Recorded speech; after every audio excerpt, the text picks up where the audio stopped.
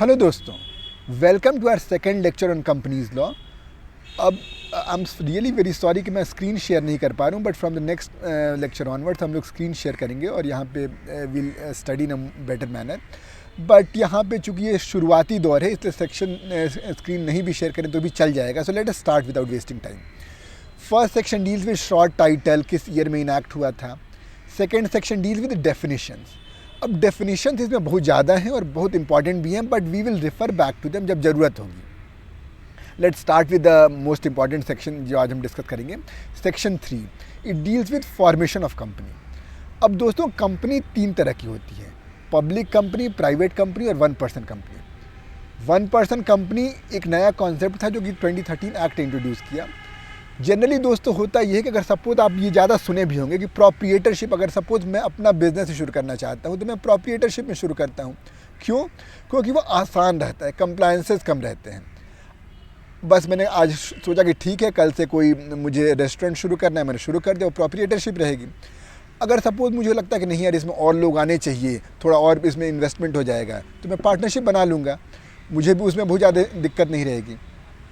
But अगर suppose मुझे तो कंपनी का फॉर्म देना है और मेरे पास बहुत ज़्यादा पैसे या लोग नहीं हैं, तो 2013 एक्ट प्रोवाइड्स में मुझे इनेबल करता है वन पर्सन कंपनी खोलने के लिए।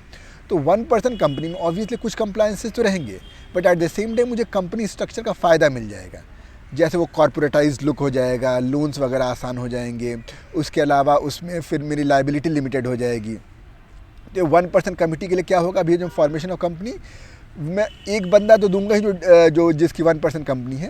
एट द सेम टाइम मुझे एक और बंदे का नाम अपने मेमोरेंडम में ही देना होगा, जो अगर मैं मर जाऊं या I become incapacitated to contract या कोई मैं समझ नहीं पाऊँ तो वो उसका रिस्पॉन्सिबिलिटी लेगा। इसके अलावा और भी चीज़ें दी हुई हैं कि किसको बताना है, कब करना है, but these are not that important. तो इम्पॉर्टेंट बस तीन बातें हैं, पब्लिक के लिए 7, प्राइवेट के लिए 2 और ओपीसी के लिए 1 वन पर्सन कंपनी। और वन पर्सन कंपनी में मेमोरेंडम में एक और का नाम देना होता है और ये नाम उसे कंसेंट से जाता है और बाकी सब प्रोविजन है, but they are not very important. तो दोस्तों, ये रहा सेक्शन 3। अब इसके बाद हम दो और सेक्शन कर लेते हैं ताकि हमारी थोड़ी चीज़ें आसान हो जाएगी। यानी इनफैक्ट एक ही करते हैं, सेक्शन 5 हम शेयर करके करेंगे, ज़्यादा चीज़ें आसान रहेंगी। उसके बाद सेक्शन 3A एक आया था अमेंडमेंट के थ्रू। जनरली कंपनी में लाइबिलिटी लिमिटेड होती है आपके शेयर के हिसाब से, ये सब हम डिस्कस करेंगे। बट कुछ केसेस में अनलिमिटेड लाइबिलिटी हो सकती है।